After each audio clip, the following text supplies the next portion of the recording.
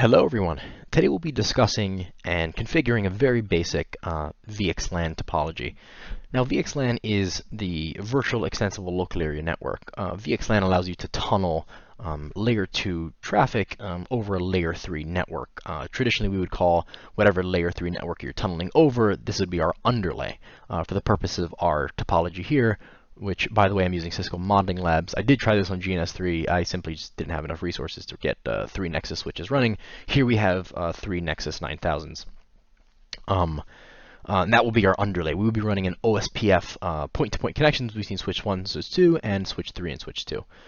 Switch 1 and switch 3 will be our virtual tunnel endpoints, our VTEPs. We are going to be using these to tunnel traffic, layer 2 traffic, over this layer 3 network. So let's get started. It's going to be quite simple. Desktop 1 and desktop 2 will both be on VLAN 100. I will assign them to this switch, which will assign it to VLAN 100.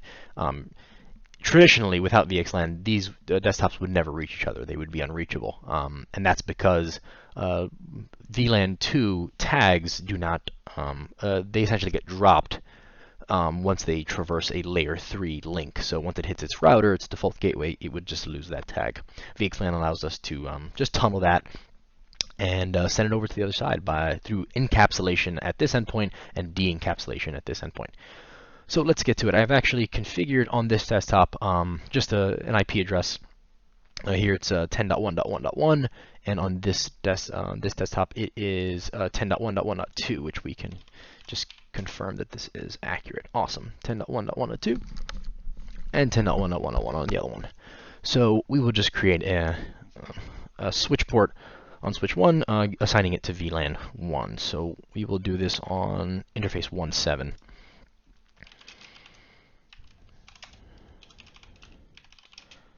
Switch port mode access,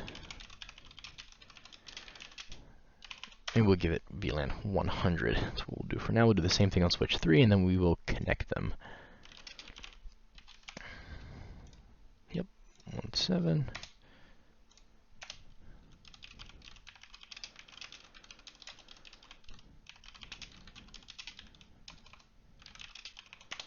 Okay, excellent. Now, the way this is going to work, we are going to create point-to-point OSPF connections between switch 1 and switch 2 and switch 3 and switch 4. I will create a loopback interface on switch 1 and switch 3. These will be the actual source interfaces for the tunnels. So let's just, well, before we do that, let's connect these desktops to this switch. So now this desktop is on VLAN 100, and we will do the same here. Now let's get OSPF running. Let's make sure it's actually on each switch. Ooh, we need to log into this one. We will give it a host name. Switch 2. Awesome.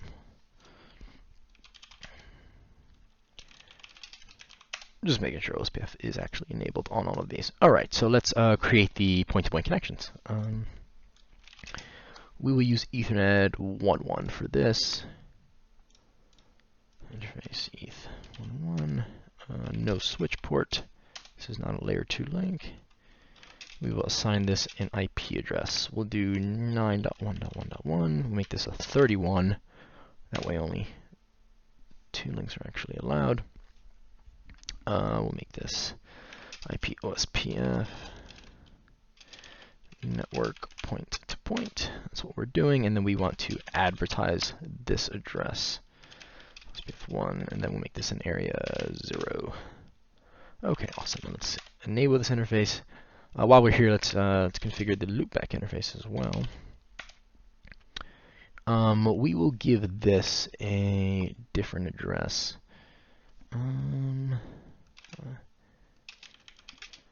We'll make this a 200.1.1.1 /24 no shut. Okay. Let's configure this switch with that same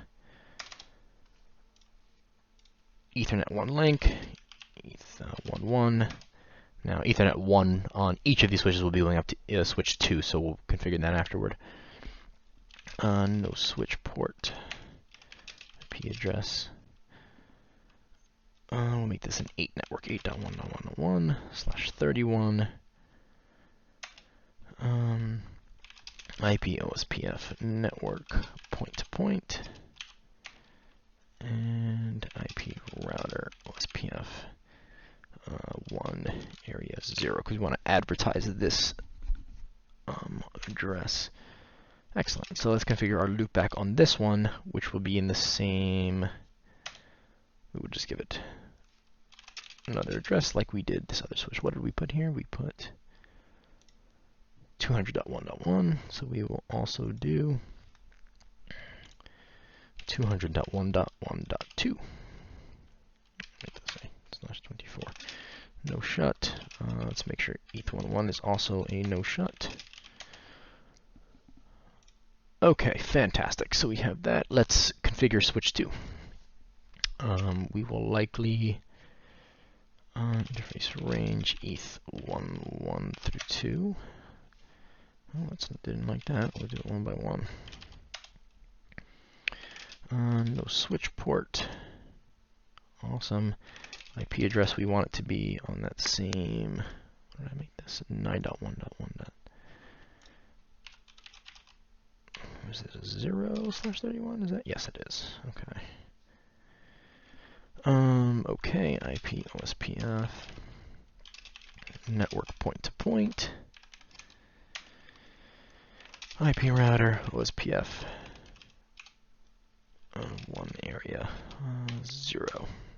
Okay, awesome. So we're now advertising that 9.1 address, and that should come up once we connect it. We will go to the other interface, ETH12. Yeah, we'll use Ethernet 1.2 for this connection between switch 2 and switch 3. No switch port. IP address 8.8.1.0/31. Let me make sure that correlates with this one. Yes, it does.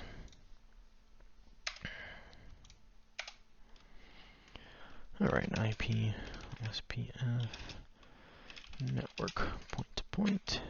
IP router OSPF 1 area 0. Okay, so these are all in the same area now. I will not be configuring a loopback interface on switch 2 because, well, there's just no need to. The loopback interfaces on switch 1 and switch 3 will be used for our tunnel source interfaces. Alright, so let's actually get these connected and make sure that we have some basic, see if our adjacencies come up.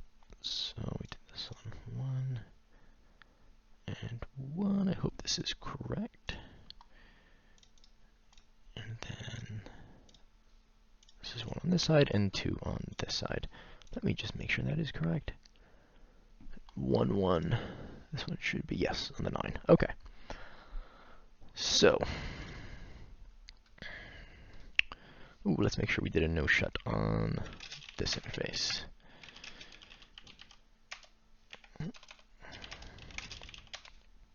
I'm not sure if we did it on this interface. Yes, we did. And we did it on this one. Yes, we also did. Awesome. Okay, so we've built our OSPF underlay. Can we actually ping? Which switch am I on? I'm on switch 2. Can I ping 9.1.1.1? Nope. Oh, there it is. Okay, so 9.1 is up. Can I ping 8.1.1.1? Excellent. I can. Fantastic. Shell IP route protocol OSPF. I'm used to Dell commands. What does it show here? Okay, so we can see that. What is the actual command? Show IP protocol, is that what it is?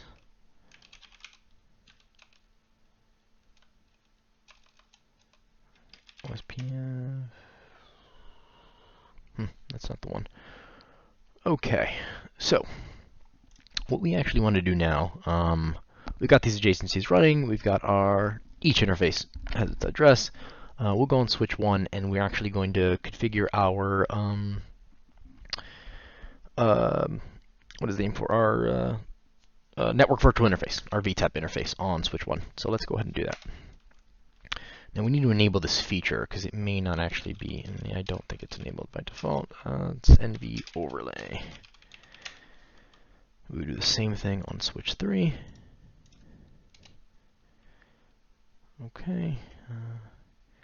Feature NV overlay. Let's configure this interface. We're going to configure interface NVE1.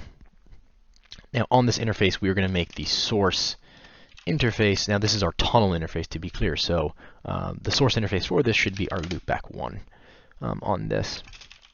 And we would do the same thing on switch 1. Interface NVE1, source interface loopback 1, which should be our 200.1.1.1 address. No shut on that. All right, so now that we've created our tunnel interfaces, now they don't know where each other are just yet. However, we are going to statically set that. Now that we've got our VTEP tunnel interfaces created, let's go ahead and map the VLAN 100, which is for desktop 1 and desktop 2. Let's map that to our VXLAN ID. So let's go ahead and do that. We have to enable another feature to do this. VN segment. Yep, there it is. Awesome. Let's go into VLAN 100, which we created on that other interface, and let's make this a part of that segment, and we will create our VNI here. I suppose I can make it 5,100. Why not? That's above our 4,094 limit on layer 2 tags. Excellent. Okay. Let's do the same thing on switch 3. VLAN 100. Oh, we need to enable it, don't we? Feature VN segment. There it is. There we go. Now we can go into VLAN 100 and assign this to a member. Oh, that's not it. A segment, and then 5100. Now these correlate to the same VNI. This is tremendously important. These would not communicate. Essentially, this is a VLAN over a layer 3 network. These need to have the same VNI. So we've now done that on both of our interfaces, which is perfect. Okay. Now we need to go back to our VTEP interface, and now we need to actually statically advertise the other tunnel endpoint. So the loopback address, which is the source interface for the tunnel endpoint on switch 1, needs to know that switch 3 also has a tunnel endpoint, and it should be sending its traffic over to that. Now, again, traditionally, right now, in current networks, they're using multicast to do this, or they're using multi-protocol BGP. Here, we're not doing that. We're just looking for a proof of concept, and we want to just get it working as simply as we can. So let's go ahead and do that. Let's go back to our interface NVE1, and now we should be able to assign our member. We should make this a member of the VNI 5100, which we just made, and this is where we're going to statically assign the peer IP. So we're going to make this protocol static, and we'll make our peer IP the address for switches 3 loopback interface, which is 200.1.1.2. So that's what we'll be doing here. 200.1.1.2. Okay, excellent. Alrighty, we will do the same thing on this tunnel endpoint, pointing to this tunnel endpoint right here. Alrighty.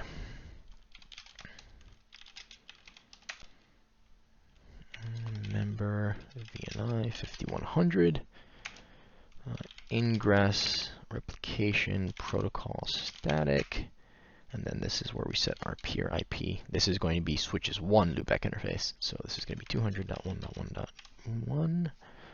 I want to say, yes, 200.1.1.1. Awesome.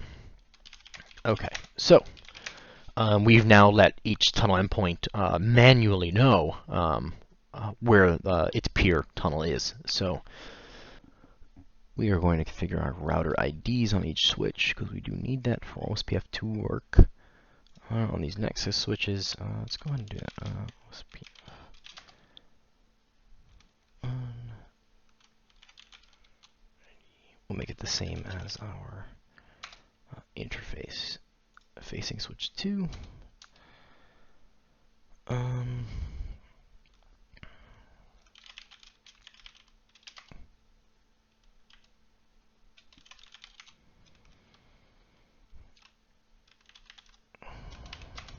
Make it the one facing switch 1 for switch 2, and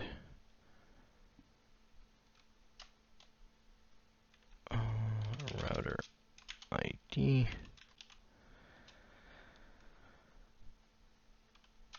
Let's make this 8.1.1.1 is directly connected. We'll make it that one. Okay. Okay, now do we see OSPF neighbors? Perfect. There it is.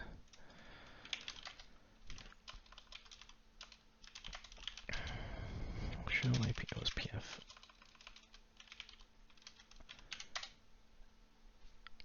Excellent. We see our neighbor. Now, do we see our VTEP tunnel? Up. Perfect. Okay, so let's make sure it's up on the other side as well. Show NVE peer. Perfect. So what we were missing with those router IDs, I was using the network command, and these Nexus switches do not use that command. I had forgot the router ID on them. So let's make sure, and there it is. I had initiated ping, and it is now up. Perfect. So what we've done here is we've successfully, over VLAN 100, we are encapsulating VLAN 100 data over this layer 3 OSPF network, and it is reaching desktop 2. And I am pinging 10.1.1.2, and this desktop is 10.1.1.1. So that's our demonstration of VXLAN. Now, to be clear, this is a very simple configuration. I'm statically setting the peer IP for the tunnels. In the next video, I think I'm going to go ahead and set it up with multicast. So we are going to be advertising these, or we're going to be tunneling over multicast and advertising these actual tunnels over multicast groups. So that's what we're going to be doing. Anyways, thank you for watching. I appreciate you sticking around to the end of the video. Thank you.